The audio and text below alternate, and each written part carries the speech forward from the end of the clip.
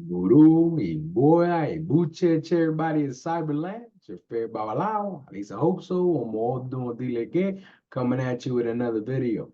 If you notice, I kind of got rid of the whole intro, right? And the whole, exit. I was trying to get fancy with the videos, took a lot of time, but I produce a lot faster if I don't necessarily have to do all the bells and whistles. So hopefully you guys, you enjoy just content, getting the raw and getting it in. So, hey, like always, if you guys need something from me, my emails are posted everywhere, right? If you have a question, you can put it in the chat, right? And I will answer it. If you want to shoot me an email, ask for my email and I will give it to you in the chat. But for the most part, I'm here to educate. That is my pride and joy. I'm big into IFA philosophy, right? And I'm in it to win it. Right. So, hey, with that said, I want to jump in because now this is Obedi, right? Obedi. If you see up here, Obedi over there, right? You're going to begin to see that this is my third Pataki that I wanted to post in order to begin to chip away at the Letra de Año that was pulled in Miami for the United States, particularly, right? Again, I already emphasized on the aspects that, what other countries are doing for that land and how they're feeding that ground and how they're attending those ancestors and those eguns of that land. Little boy, but for the United States, we need to pick something a little bit closer to home, one that's reputable, one that we know people are doing it right. So this is the letra de año. So with that said, I wanted to chat on Obedi. And if you haven't seen the letra de año video that I posted and the other two patakis, one for Obehueña, one for Obeche, right, which was the Toyale and which was the Okuta, the primary witness, I'm sorry, those are going to be vital in order for you to continue to build. All right, with that said, all right, now let's jump into this particular Pataki. This is the tale of the king and the three wise men. All right, there was a kingdom that was prosperous, and there was a king that was known for his wisdom and his fairness. However, as time passed, the king became increasingly troubled by the mysteries of life and destiny. Now, let's pause and let's look at that narrative in that Pataki. We all, practitioners in this faith, in Lukumi, right, or any religious type faith-based system that has to deal with nature, typically reflects on those mysteries of life. Why am I here? Am I moving in the right direction? Am I spiritually aligned? Right? What is my destiny? Right? Which is another reason why I emphasize in Letra de Año that people need to start receiving their mano de orumen.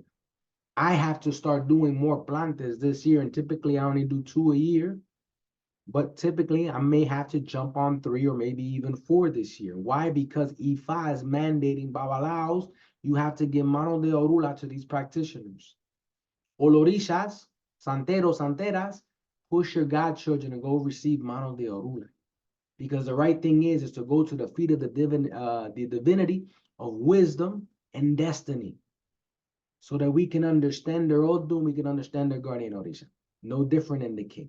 Now, in order for the king to find answers to these mysteries and the destiny of his people, he summoned 3 wise men from 3 different parts of the kingdom. They were each known for their profound knowledge and spiritual insight. The first wise man was a seasoned farmer, deeply connected to the earth and the cycle of nature. The second one was a renowned healer, skilled for his art in medicine and the mysteries of the human body. The third was a respected Ifa priest, right? A disciple of Orunmila, who was well versed in the secrets of Ifa divination. All right, so now we have these 3 wise men. The first, the king presented them, the 3 of them, with a challenge, each designed to test their wisdom and understanding of the world. So either he can impart perspective or receive perspective so that he can lead his kingdom. The first challenge was bring something that encapsulated the essence of life. The second challenge was bring something that represented the kingdom's greatest strength. And the third challenge was to bring something that symbolized the key to the kingdom's future prosperity. So, fair enough. The farmer brought a handful of soil, symbolizing life's foundation and the importance to nurture and grow. The nurturing and the growth. I'll pause there. The farmer brings the soil, symbolizing life's foundation. The soil, the seeds that go in the soil, the nurturing and the growth of crops and harvest is no different than the seed that we implant in ourselves. Another reason why I emphasize the spiritual house is no different than my own.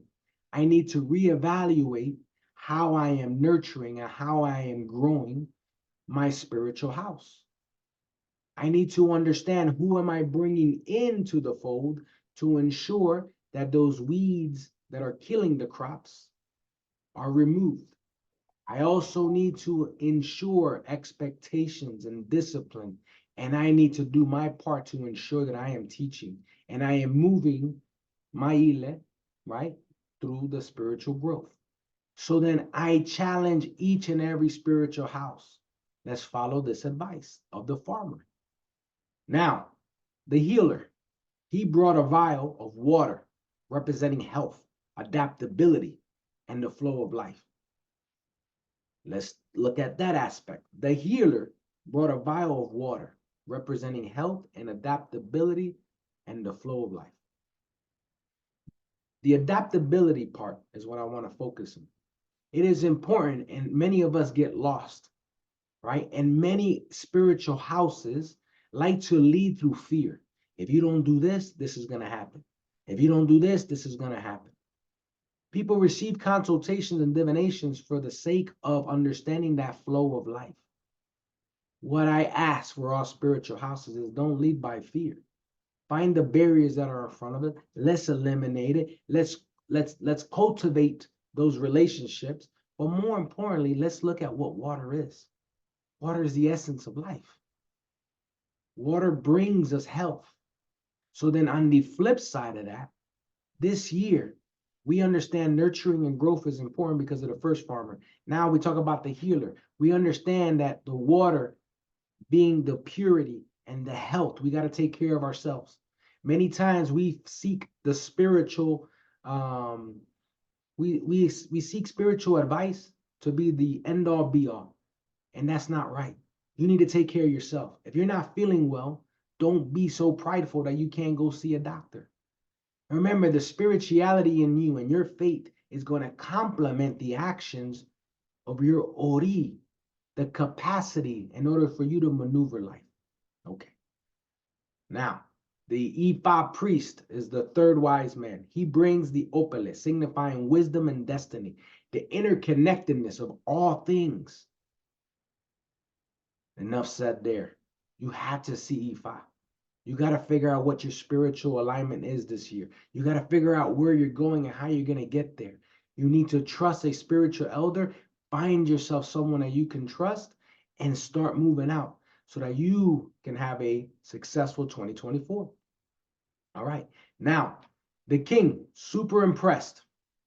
The king, super impressed by their choices. The king asked for their interpretation. The farmer spoke up and said the need to nurture the kingdom's resources and people. The healer emphasized the importance of health and adaptability in the face of change. The Ifa priest, the Baalao, he casted his opale and revealed the Odun Obedi.